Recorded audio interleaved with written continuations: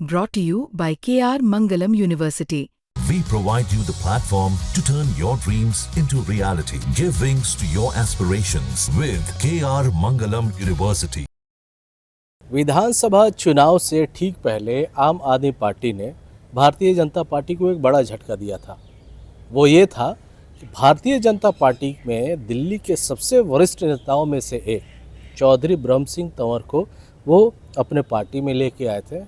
सबसे पहला टिकट उन्होंने दिया था इनको। और अब जो बात है, अब जब चलो ये चुनाव नहीं जीते, लेकिन आम आदमी पार्टी ने अपना भरोसा जताते हुए इनको उपाध्यक्ष बनाया है प्रदेश का। और हमारे साथ ब्रह्म सिंह तंवर जी हैं। सर, सबसे पहले तो बहुत बहुत बधाई, आपको एक और नई पारी और पद मिला है पार्टी की तरफ से। धन्यवाद जी, बहुत बहुत आपका, अमरदीप जी। सर, क्या कहेंगे जो सोच के आप आम आदमी पार्टी में आए थे, क्योंकि चुनाव के वक्त तो नाराज़गी भी होती है, कई सारे सवाल भी होते हैं, लेकिन अब कई लोग अटकलें ये भी लगा रहे थे कि हो सकता है आपकी घर वापसी हो जाए। लेकिन ये जिस तरह से आम आदमी पार्टी ने आपको भरोसा जताया है, तो जिम्मेदारी कितनी मानते हैं और आगे की पारी सर कैसे रहेगी आपकी? नहीं, मैं धन्यवाद करूंगा आम आदमी पार्टी के अपने जो चीफ है माननीय अरविंद केजरीवाल जी का, कि उन्होंने मेरे ऊपर इतना बड़ा भरोसा देखा है। दिल्ली प्रदेश के अपने सौरभ भारद्वाज जी का, कि उन्होंने मुझे एक अच्छी महत्वपूर्ण जिम्मेदारी दी है पार्टी को आगे बढ़ाने के लिए। और मेरी भरपूर कोशिश रहेगी कि मैं दिल से इस पार्टी को आगे बढ़ाने के लिए जितना मेरे से अधिक काम होगा, मैं वो काम करूँगा। सर, अगर जो बात की जाए पार्टी को चलाने की, आम आदमी पार्टी ऐसी पार्टी है जो शुरुआत से ही सत्ता में रही, जिसने सत्ता में रह के अपनी राजनीति करी। और आपके राजनीतिक करियर का जो समय है वो सबसे ज़्यादा विपक्ष में आपने राजनीति की है, विपक्ष की राजनीति। तो इसका कितना फ़ायदा मिले, क्योंकि आम आदमी पार्टी तो पहली बार विपक्ष में आई है और आपका एक दौर गुजरा है विपक्ष में। मुझे इसलिए कोई फ़र्क नहीं पड़ता, मैं पहले भी विपक्ष में था और आम आदमी पार्टी में आने के बाद में फिर विपक्ष में आ गया हूँ। लेकिन इस समय जो बीजेपी की दिल्ली में जीत हुई है, मैं उसको जीत नहीं मानता। ये चुनाव जिस तरह भारतीय जनता पार्टी ने दिल्ली में जीता है, ये सबको मालूम है कितना बेहद तरीके से पैसा बांटा है लोगों के घरों में जा कर के। पुलिस और प्रशासन और पैसा, ये तीनों की आंधी रही है दिल्ली के अंदर। पुलिस ने भी बिल्कुल वो रोल निभाया है कि जैसे वो भारतीय जनता पार्टी के कार्यकर्ता हो। तो इस तरह ये चुनाव एक किस्म से छीना गया है। लेकिन उसी तरह अब दिल्ली का बुरा हाल हो रहा है, बदहाल है। कहीं भी चले जाओ, किसी भी क्षेत्र में चले जाओ, किसी भी विधानसभा के अंदर चले जाओ, सब जगह बुरा हाल है। कई खड्डे हैं, कई खड्डों में सड़क है, कई सड़क में खड्डे हैं। पानी लोगों को मिल नहीं रहा, पानी के टैंकर काटे जा रहे हैं लोगों के ऊपर। बिल्कुल ये अच्छा, ये पता है तूने मेरे से पैसे नहीं लिए थे चुनाव में, और तो इसलिए तूने मेरी वोट नहीं दी होगी, तो इसलिए तेरा पानी का टैंकर काट दिया गया। इस तरह लोगों के साथ बर्ताव हो रहा है। बिजली के कनेक्शन नहीं दिए जा रहे हैं लोगों को। आप अनऑथराइज कॉलोनी काट करके उनमें मीटर भी दे रहे हैं, पानी की लाइन भी लगा रहे हैं, क्योंकि आपके प्लॉट महंगे बिक सकें। लेकिन जो लोग पहले से रह रहे हैं वो पानी के लिए त्राही मचा रखे उन्होंने। वहाँ कोई मतलब नहीं है किसी को कोई सुविधा प्रदान कर सके। सर, जीत चाहे जैसे भी आई हो, लेकिन अब सच्चाई ये है कि अब सरकार भारतीय जनता पार्टी की है। अब इस सरकार में जो चीज़ें देखने को अब मिल रही हैं वो शायद आपके आम आदमी पार्टी के ज़माने में थी, लेकिन बहुत कम थी। जिस तरह से झुग्गियों को लेकर के सवाल उठाया जा रहा है, सरकार बनते ही स्कूल में एडमिशन का दौर शुरू हो गया था, तो फीस बढ़ोतरी को लेकर के भी सवाल उठाए जा रहे थे। तो किन मुद्दों पर आप लोग इनको नहीं, देखिए, जब केजरीवाल जी की सरकार थी, और ये बात भी सच है, सच को झुठलाना नहीं चाहिए, कि केंद्र में जो सरकार थी भारतीय जनता पार्टी की, उन्होंने इनके साथ ऐसा बर्ताव किया था कि उनको पूरी तरह काम दिल्ली में करने नहीं दे रहे थे। फिर भी उन्होंने काम किए, जो वादे किए पूरे किए इन्होंने। चाहे बसों में महिलाओं का फ्री टिकट हो, वो इन्होंने पूरा किया। बिजली फ्री देनी थी, वो इन्होंने पूरा किया। पानी फ्री देना था, वो इन्होंने पूरा किया। तो जो कहा, जो वादे किए उन्होंने पूरे किए कम से कम। लेकिन यहाँ तो कुछ भी नहीं है। यहाँ तो जो वादे करते हैं, बिजली और महंगी कर दी, स्कूलों की फीस बढ़ा दी, गरीब आदमी बच्चों को कैसे पढ़ा सकता है। और फिर आकर के जहाँ साफ़ सुथरी है, अभी तो बारिशें हुई भी कहाँ हैं। अभी तो मानसून ने दस्तक दिया है और बारिश छोटी मोटी आ गई तो सड़कों पे खड़े होकर के दिखाने, देखो जी हमने पानी साफ़ कर दिया बिल्कुल। या देखो ना, आओ ना असौला गांव में, आओ ना फतेहपुर बेरी गांव के अंदर, देखे ना वहाँ का नाला हरिजन बस्ती किस तरह सड़ी पड़ी है। देखे ना वहाँ के गांव के लोगों के कितने जो खेत है बिल्कुल जलमग्न हुए पड़े हैं, भर डूबे पड़े हैं, सालों साल डूबे पड़े हैं। उनका कभी कोई पानी की निकासी की व्यवस्था नहीं हुई है। जो 11 वर्ष पहले यहाँ का सीवर मैंने सैंक्शन कराया था, वो अभी तक सीवर नहीं डाला गया है। और उसके लिए इन्होंने जो काम है पब्लिक के साथ धोखा दे रहे हैं, उसके लिए इनको तो सेम ही कहा जा सकता है। इनके बस की कोई काम है नहीं, लेकिन ये काम कर रहे हैं। यहाँ पे एक बार मेरे दफ्तर में बहस हो रही थी, कुछ लोग कह रहे थे यहाँ पे जो यहाँ के चुने हुए विधायक हैं उन्होंने कोई काम नहीं किया, कोई नहीं किया।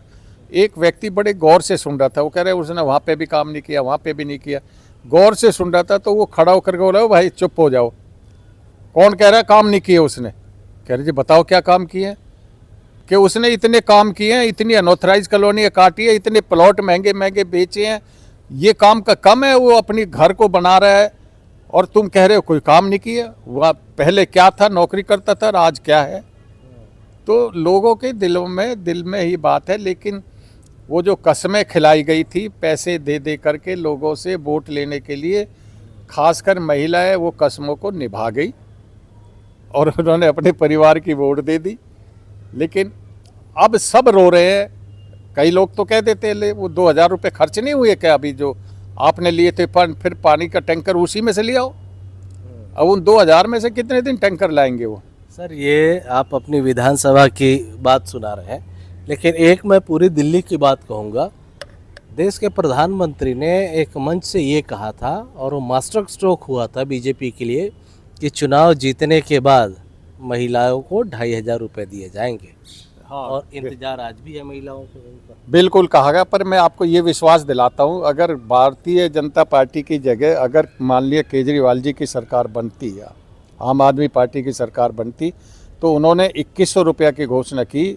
निश्चित अब तक जितने भी महीने चुनाव के हुए हैं, हर महीने 2100 रुपये उनके खाते में, हर महिला के 18 साल से लेकर के और 60 साल की आयु तक जितनी महिलाएं, उनके खाते में हर महीने 2100 रुपये जाता। सर ये वादा तो पंजाब में भी था आम आदमी पार्टी का, लेकिन वहाँ तो हुआ नहीं। अभी आप बस खुशखबरी सुनने वाले हैं, वो वहाँ पे भी कर दिया है। और वहाँ पे जो किया है वो लोग मानते भी हैं। और अब सरकार वहाँ पे आम आदमी सबकी पार्टी की बनेगी और इस तरह इतना चुनाव खड़ा होता जा रहा है। बिल्कुल। अच्छा सर, आप दिल्ली में एक विपक्ष की भूमिका में है। हमने वो भी दौर देखा था जब शीला दीक्षित जी की सरकार में थी और आप लोग विपक्ष में थे। पानी के मुद्दे पर, महंगाई के मुद्दे पर, इवन पेट्रोल में जब 2 रुपये की बढ़ोतरी हो जाती थी तो आप लोग सड़कों पे उतर जाते थे। क्या वो दौर था? तो क्या आम आदमी पार्टी उस तरह से विपक्ष का रोल निभा पाएगी? क्योंकि आप उपाध्यक्ष हैं और विपक्ष की आपकी जितनी अनुभव है उतनी शायद आम आदमी पार्टी में किसी नेताओं के पास नहीं है। देखिए, पब्लिक का ध्यान भटकाया हुआ है। महंगाई चरम सीमा पर है। किसी भी चीज़ को आप देख लीजिए, जो महंगाई जहाँ न बढ़ी, लेकिन पब्लिक को उलझा रखा केवल हिंदू मुस्लिम करके,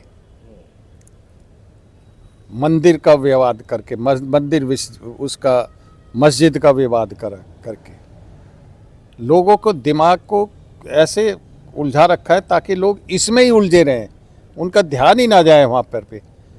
नहीं तो ऐसी कोई कोई आइटम ऐसा नहीं है कि जिसमें महंगाई नहीं बढ़ी। और ये बात आपकी सच है कि अगर 2 पैसा भी बढ़ते थे तो धरने प्रदर्शन शुरू हो जाते थे, चर्चा हो जाती। अब कोई बोलता ही नहीं है।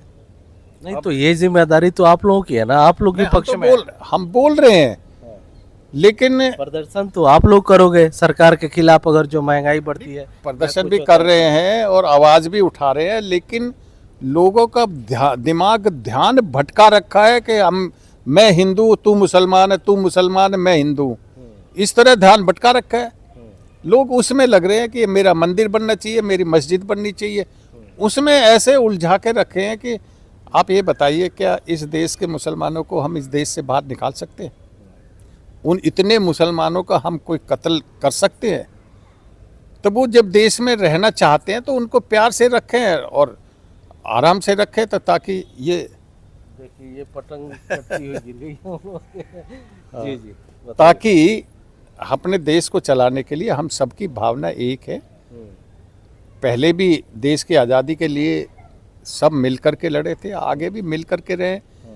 ऐसा भेदभाव ना बने, ऐसा कोई काम, ऐसा बयान हमें नहीं करना चाहिए। बिल्कुल सर, मिल के रहना भी चाहिए, लेकिन एक सच्चाई ये भी है, किसी भी केंद्र सरकार हो या फिर राज्य सरकार हो, उसको चलाने के लिए जनता के दृष्टिकोण से जितनी सत्ताधारी दल की जिम्मेदारी है, उतनी ही विपक्ष के लोगों की भी जिम्मेदारी है। क्योंकि जब जनता के अहित का अगर जो कुछ होता है तो सबसे पहले विपक्ष में बैठे लोग, विपक्ष के नेता आवाज़ उठाते हैं। लेकिन ऐसा देखा जा रहा है कि दिल्ली में विधानसभा चुनाव खत्म होते के साथ ही अरविंद केजरीवाल जैसे दिल्ली से गायब हो गए हैं और दूसरे राज्यों के चुनाव की तैयारी में लग गए हैं। मतलब एक तरह से दिल्ली वालों को भूल गए हैं चुनाव खत्म होते हैं। नहीं, बिल्कुल नहीं भूले हैं। चुनाव तो दूसरे स्टेटों में भी लड़े जाएंगे, तैयारी तो वहाँ पे भी की जाएगी, और वो वहाँ तैयारी है, उसका रिजल्ट भी आया है। पंजाब में भी हम जीत के आए हैं, गुजरात में भी जीत करके आए हैं, तो उसका रिजल्ट भी आ रहा है। और आगे भी बनाएंगे सरकार, गुजरात में भी बनेगी सरकार, पंजाब में भी बनेगी। और इसीलिए काम तो करना है, लेकिन जब ये कोई भी गलत स्टेप उठाते हैं तो हमारी पार्टी की तरफ से प्रदर्शन भी होता है और वो आवाज़ भी उठाई जाती है।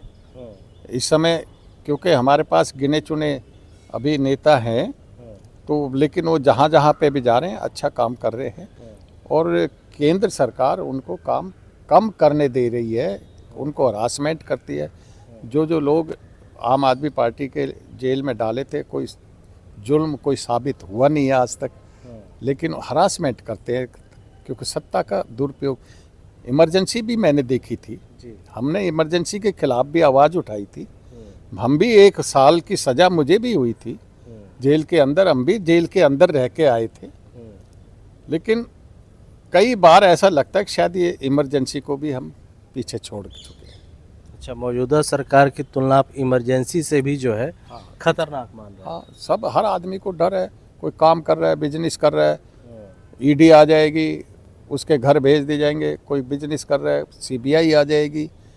तो ये भय तो बना ही रखा है सबके, हर आदमी घबराया हुआ है देश में। ऐसा लग रहा है करेंगे क्या, कैसे होगा क्या, समझ में नहीं आ रहा। तो ये भय का वातावरण है।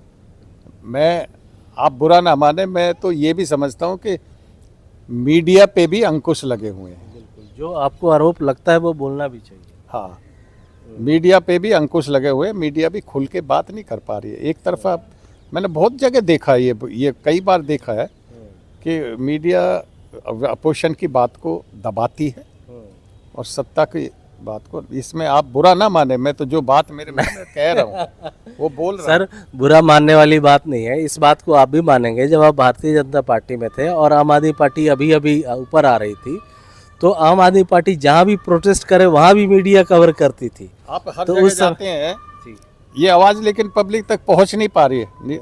जहाँ भी जा रहे हैं हर आदमी दबे स्वर में खुल करके भारतीय जनता पार्टी को इस समय गालियाँ दे रहा है, अब जितने भी है। लेकिन या तो उनको ये है कि अंत में ठीक कर लेंगे, जब 1-2 साल रह जाएंगे तब ठीक कर लेंगे। जहाँ झुग्गी वहाँ मकान, ये बयान अब कहाँ गए? वहाँ तोड़ फोड़ क्यों हो रही है? उनको पहले नहीं पता थी कि भाई जो झुग्गियाँ पड़ी हैं वो कहीं ना कहीं सरकारी ज़मीन है, चाहे डीडीए की ज़मीन है, चाहे कॉरपोरेशन की ज़मीन है, चाहे रिज की ज़मीन है, वो पहले से बस ही रहे हैं। और अब कई जगह तो लोग बसे हुए पहले से हैं, लेकिन रिज बाद में आया है। 10-10, 20 अभी अनंगपुर गांव का आपने देखा कि हरियाणा में बॉर्डर पे ही गांव है वो। अनंगपुर गांव का जो 1300 वर्ष पुराना गांव बसा हुआ है, कहाँ जाएगा वो? उसको तोड़ने की तैयारी हो रही है, इसीलिए लोग इकट्ठे हुए हैं। इस तरह का माहौल बनेगा तो लोगों को डरा के, ताकि भय इतना बैठा करके कि तुम बस अपना मुंह ना खोलो, हमारे खिलाफ ना बोलो, जो हम कर रहे हैं हमें करने दो, चुप बैठे रहो। तो इस तरह सरकार कैसे चलेगी, कैसे देश तरक्की करेगा? जी, तो ये थे आम आदमी पार्टी के प्रदेश उपाध्यक्ष चौधरी ब्रह्म सिंह तंवर जी, जिनका साफ कहना है कि मौजूदा भारतीय जनता पार्टी की सरकार कहीं ना कहीं जो दिल्ली के लोग हैं उनके साथ धोखा कर रहे हैं, क्योंकि जिन वादों को करके वो सत्ता में आई थी, आरोप ये है कि ये उन वादों को तो पूरा कर नहीं रहे हैं। दूसरा, झुग्गी झोपड़ी और दिल्ली वालों को और दिल्ली वालों की समस्याओं को दूर करने में बिल्कुल भी वो कामयाब नहीं रहे हैं। अमरदीप कुमार, दिल्ली तक।